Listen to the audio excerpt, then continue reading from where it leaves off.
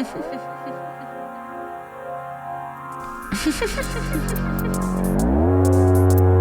quality. I got it. I got this. You got it. You got it. My chart says so. Look at me go. Sun, moon, rising. It's all about time. It's all about time. Red lips. What's it all mean? What's it all mean? Star quality. What's it all mean? What's it all mean? Star quality. Woo! No, dude, really? What does it all mean? Star quality. I got it. You got it. We got it. Star quality. Star quality. Welcome back to Star Quality. I'm your host, astrologer Stevie Goldstein, and happy new moon in Cancer, everybody. This is going to be, I wouldn't say short, a succinct and sweet episode. I am on the road still. I left, oh my God, it's been a month. It's been like a little over a month, like a month and 2 days. But if you've been listening recently, you'll know that I have embarked on a long-ass road trip with my sweet loving husband, Pablo, and we are back in Lilydale, New York, the city, I wouldn't call it a city, a hamlet of typically about 200 people live here, and then in there, what they call the season, it is when up to, I think, 20,000 people from mid-June to mid-August come to do group mediumship readings and go to mediums and attend lectures and workshops and things. So I did my art residency here before the season started, and now we're road tripping back to LA. So we've stopped back again to check it out while the season is happening. So I am recording from Lilydale, and I'm going to update you on this Cancer new moon. So this is going to be a free-for-all episode, no paywall. But if you'd like to become a third space member and a supporter, you can do that and upgrade from a free subscribership to paid. So for $7.77 a month, you can buy me an iced latte, one that I'm on my second one of the day now. And it helps support this user-supported indie publication with the newsletter and podcast. So I'll save you the spiel. We'll get into this chart, and I'll have an image of the chart wheel up in the show notes too, so you can look at that. But I'll explain everything to you now. But definitely work with this new moon. You know, it's been, dare I say, unprecedented times. It's been some bumpy times. What I keep hearing, and I'm curious if this is for y'all too, it's been feeling a lot more world at large and societal versus the personal for a lot of people. I'm hearing a lot of people in their personal power, and it makes sense that we're getting a lot of what's feeling like, you know, outside of ourselves or bigger world theme changes, because those are the planets that are really going through change right now. Like the personal planets are always changing, but, you know, we just had Jupiter and Saturn changed signs, and those are our social planets connected to groups of people. Then we just had Neptune, Uranus, and Pluto change signs, and those are connected to generational themes and longer term outcomes and things that are like a little bit worldly and bigger. So maybe this is an exciting time to say it's not you, it's the world. You know, but when the world does change, and when we see things or people or the groups or systems changing in a way that isn't aligning with what we carved out for our own path, and then that's when we update. So you're not, you know, if you've been feeling that, it's been very reflected in the astrology, because truly been the social planets and then the outer generational planets. And of course the personal planets always change, as I mentioned, but having all of that at once, all the basically quote outers, you know, the slower moving guys, it's a lot. Now, they're all going to go back besides Jupiter. Jupiter is in Cancer until next year, but Saturn's going to retrograde back into Pisces. Uranus is going to retrograde back into, it's not in Gemini yet, but it will July 7th, and then go back into Taurus later in the year. And same with Neptune. It's in Aries and going to go back into Pisces. Pluto is going to continue to stay in Aquarius. So that's just a pre-speech to let you know that that's what's going on in the sky right now, and that it is, affecting, even if the personal is maybe feeling like connected and in our power, that there's a lot of outside circumstances that are really in flux. Let's get you the stats for this new moon. So this new moon is happening on June 25th, 2025. This is at 3:31 a.m. Pacific time at 4 degrees of Cancer. I am going to post probably my Lilydale chart for 6:31 a.m. Pacific because I'm here right now. So I'd like to look at it through that lens for me, that's only going to change the rising sign depending on your time zone. So adjust for your time zone. So new moon is when we have the sun and moon in the same degree and position.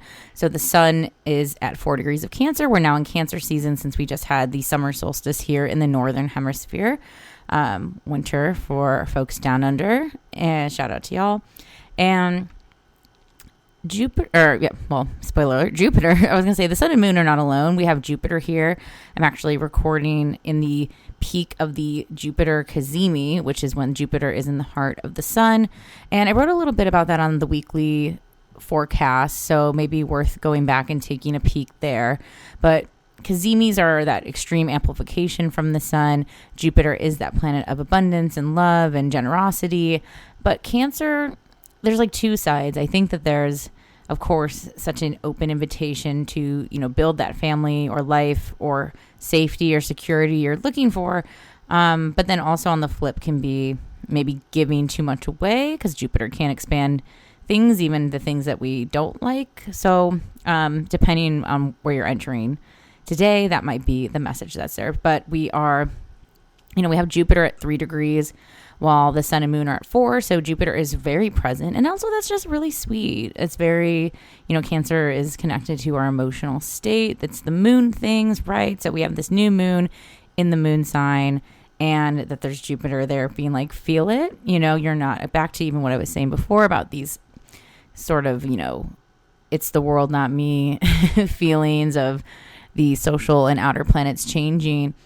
It's okay to also feel that, right? Like there is that permission with Jupiter there that, your intuition too, in a very Cancerian way, is going to be what is rewarded because Jupiter is about those rewards and prizes.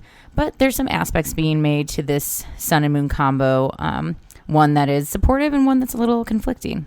Let's start with the supportive. Well, let's see. Yeah, let's start with the supportive first because that's what's coming up for me. We have Mars freshly in Virgo. That happened on the 17th, and the post for the Mars in Virgo is up too, so you can take a look there and read a little bit more about this transit.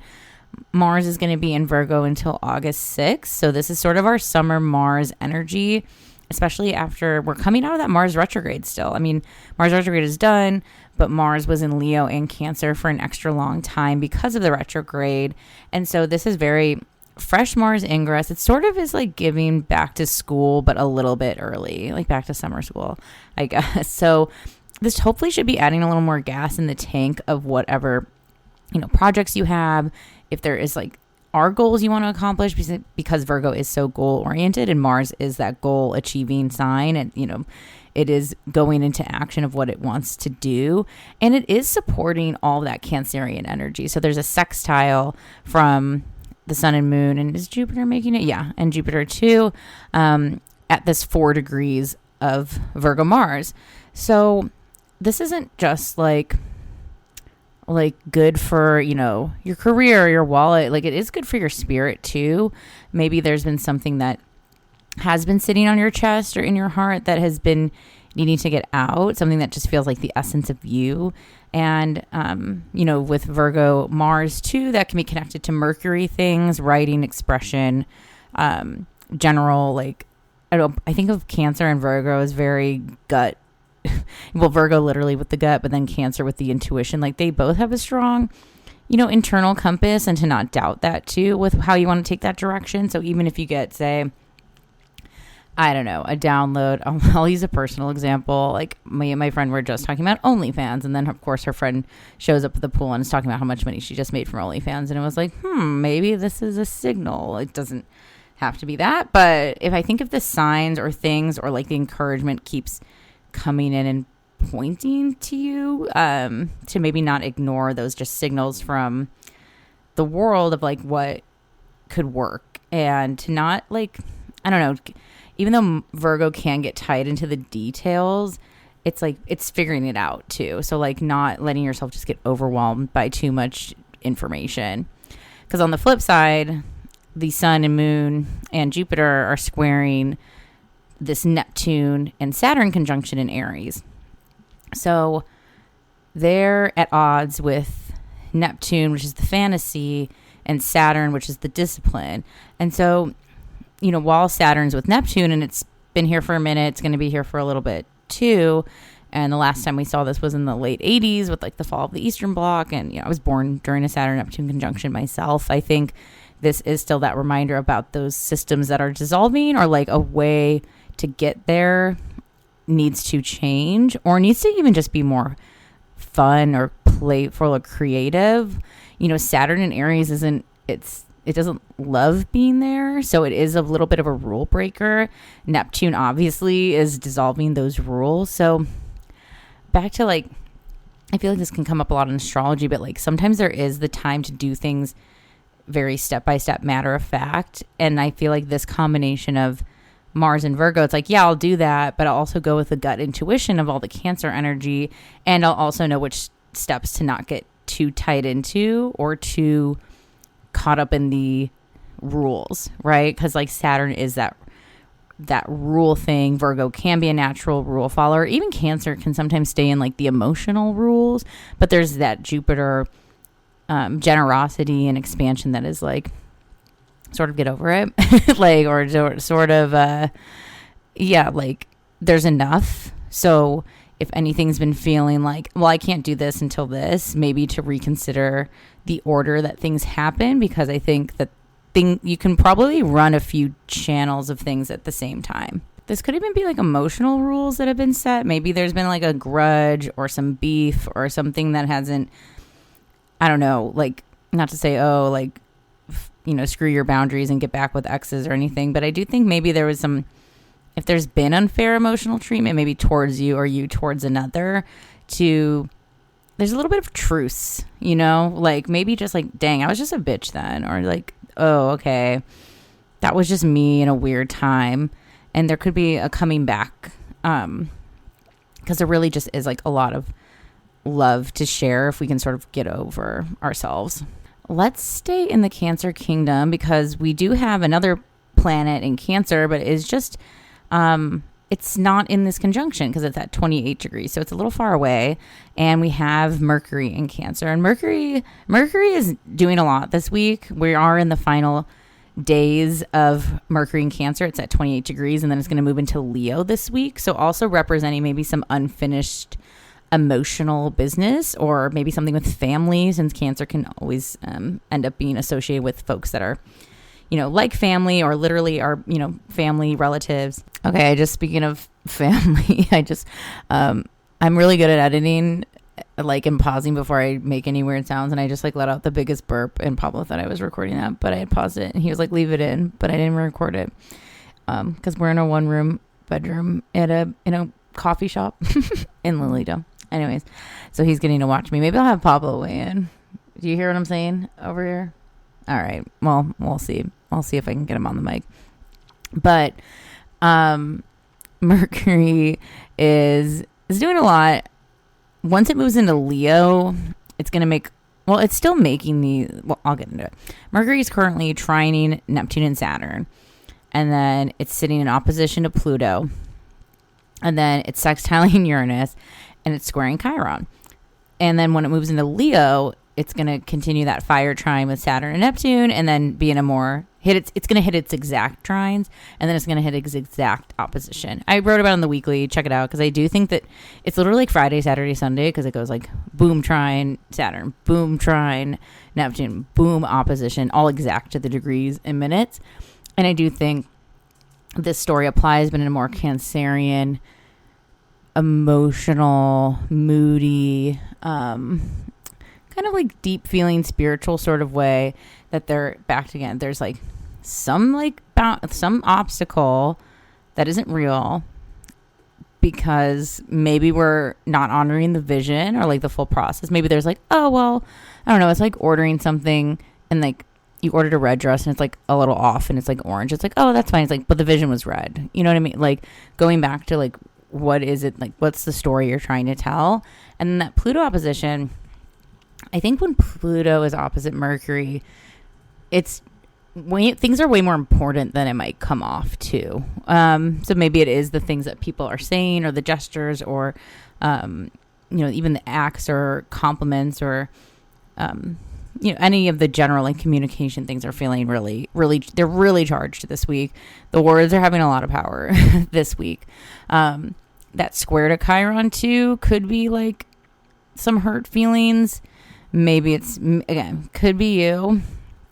Could be that ancient, like, obstacle or, the discrepancies with the people that are, like, feeling not as good. But also there's, I don't know, if there's been some conflict avoidance, it's just delaying at this point. It's, like, delaying that Chiron pain that needs to come out. And then also the encouragement on that flip is if it's been hard to access this, then that sextile at this 29-degree Uranus with Taurus to this Mercury could be approaching it in a different way, since Uranus does like novelty and a newness in general or something to change. So maybe if there's been how to get, Mercury is movement, it's markets, it is the actual, cognitive puzzle piece putting together. And so the encouragement aspects are from planets that are currently asking for things to be done differently, and also to like break away maybe from any expectations. Like it just keeps coming back to family. Maybe there is this change of like how you want to establish your roots or, build your home or like build whatever it is that you're going for. Maybe there's been some like shit talking or, pushback from people in your circle or maybe it's just feeling like judgment. It probably isn't even meant to be that way, but it could just feel like it because, comparison's the thief of joy, yada, yada. Let me see if there's any other aspects going on. Well, since this Mercury is sort of interacting with a lot of planets, let me go over to Uranus since it was sextiling Uranus. So Uranus is only getting positive aspects. I wouldn't even consider, it's like 10 degrees away from Venus in Taurus at 19 degrees. But getting, again, that sextile from Neptune and Saturn, getting sextile from Mercury, getting trine from Pluto. So like that can definitely be that reestablishment of like going in a different direction, since it's Taurus and since it's the final days of Uranus and Taurus. It will retrograde back again. So maybe this will be themes we'll come back to once that retrograde happens later in the year. But also maybe it's just like it could be financial changes, wanting to, of course, hopefully we all want to call in more money, but like making the necessary changes if maybe some things aren't lining up with your goals or plans or finances. Let me see what Venus is doing. Okay. Venus, besides this very wide conjunction with Uranus, is sextiling the North Node and trining the South Node. So I think too, like this like new moon is like very affirming in like whatever path it is that you're carving out. Venus being connected to the North Node of our destiny and our path, and then the South Node to like things that we've already accomplished and have done, feels really like sometimes we just got to maintain, like sometimes it is just maintaining ours and seeing what happens ours. And I think that's like that sturdiness of Taurus is a reminder there, since it's only only like giving positivity, but also since Uranus is there very widely and Uranus is only getting the positivity, it is like all of those tweaks and adjustments are spot on in whatever, you know, wherever you're putting this energy. Again, maybe it's just like even with relationships, like maybe it's like time to talk about how you want to, like, I don't know, it just doesn't have to be traditional. Like, I know Cancer and Taurus can be really rooted in like traditional family, traditional this, but there's so much that's like, maybe we don't have to do these things just like our parents did, and like releasing that, even if no one is saying it, like sometimes that can just be so embedded because we look to past examples as like admiration or like, wow, that'd be nice, but like it's not our story. Okay, I want to jump over to Mars and see what Mars is doing. Okay, Mars is only doing the sextile action to the Sun, Moon, and Jupiter. Good to know. Okay, I did the Jupiter action. Let's see, is Chiron. Its only aspect is that square to Mercury that I mentioned. So I'm going to come back to it. This feels like something on... I know I just talked about, the world, the outside things, like it's changing and it's not us. And then this feels like actually there's some smidge of self-accountability or your role in something that ended or something that's needing to end. And again, it could just be that your heart's not in it. Like, or that you just don't have the bandwidth, you know, like it's like an honest assessment of like what you can give to another, since Cancer is so connected to the other and Aries is so the self, or needing maybe someone else to step that up. Let's see. So Neptune and Saturn, since they're so close, basically all those same aspects we talked about with their squaring off of that Sun and Moon and Jupiter, and then getting that support from Uranus and Pluto and Mercury. Yeah, like the rules, like just need an update, man. You know, like we're not playing the same game anymore. So adjust accordingly. And then Pluto. Yeah, I think a lot of these are having similar conversations. So if I had to zoom out and synthesize this in like a sentence, maybe two, maybe three, there is this level of maintaining, but also wait and seeing, and not just like trudging along to trudge along. I think also knowing just what feels good in your heart and spirit, like following, you know, not just following someone else's playbook, because Cancer can be so naturally easily influenced by outside forces or like fake promises, or this idea, like, I don't know, it reminds me of like when friends can sometimes not prioritize their own thing because they're like, well, I'm going to live in the same neighborhood with my same people and we're going to do this, and then like a friend moves and they feel really betrayed, but it's like, but they have their own life. So I think also knowing like how you are building your own life, if like in this sort of vacuum, like maybe it's with, of course, people you have really tight, close agreements with, and that like, you know, I think about like marriages or things where it's like, okay, well, like we legally, I guess, have to do these things together, but also not to put that expectation on other folks as they're going through really fluctuating, changing times. Let's check the Sabian symbol.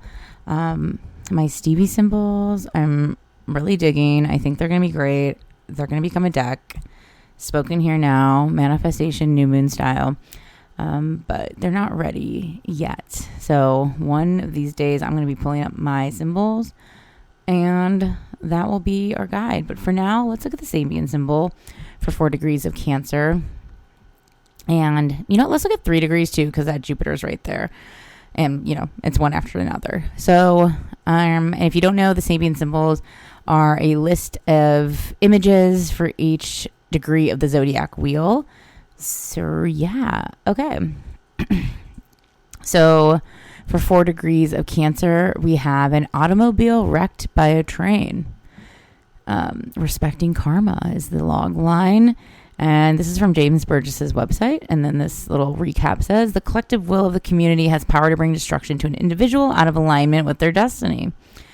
Okay, however, we honor the right of the individual to be fully self-expressive. It is always good to remember that that must be within the context of the community. Any attempt to repudiate our role as part of something bigger will put us against our own shortcomings, and we cannot escape the negative side of who we are. I feel like that also kind of goes with what I said about like not forcing anything. Like, you know, like sitting on the tracks having your car hit by a train is very like you were trying to run through a light or like get through or weren't listening to the warnings or instructions.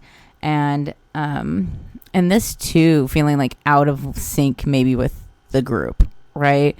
The collective will of the community has the power to bring destruction to an individual out of alignment. Could be an accountability thing, could just be like an outgrowing the, you know, the bigger theme or the bigger force, or like that the ethos isn't exactly matching. But let's see what the Jupiter symbol has to say, because maybe that will add to it. And this is a cat arguing with a mouse. This is also saying releasing self-justification. Feels very that Aries Chiron. We must not lose opportunity through failure to make a resolute and self-serving claim upon the world. The clever mind finds ways to justify why we should allow ourselves to slip back into old selfish ways of acting upon desires and curiosity. The urges are many and have no inclination to be obedient to a major policy decision to become a better person. It is important to understand these inner ambiguities if we are to find ways to deal with them. Okay. I mean, cat arguing with mouse is like, this again comes back to that like outside groups just feeling like, I don't think we speak the same language. I don't think we have the same goals. I don't think you even need, maybe even need to try to understand why, you know, you're a cat and I'm a mouse. Like, so I think not that it always has to all be like agree to disagree, but if you are feeling like, I don't know, this is, zooming out and synthesizing with the symbols in this, it is feeling like a bit of like fish out of water, but maybe just find water you like. Maybe then go find the water that supports that growth in the Jupiter sort of way. If your goldfish is like now fucking huge and like about to flip over the tank, it's like they need a bigger aquarium. So maybe there is something you've outgrown or outpaced or outsized, and needing that room to like see where you can really take something if you feel like you've hit your ceiling. And with that, I'm complete. I think that's the message. I hope, please work with this new moon. I think that Jupiter energy is really, really nice, really supportive. I still love that we have, you know, Venus and Taurus. There's just a lot that is really productive, and I think a lot of us are ready for the actual actionable moments of change. Okay, I'm going to be signing off from Lilydale, and here's a special message from the love of my life, Pablo. Have a very happy new moon, everybody. You heard it here. All right. See you next time. Bye.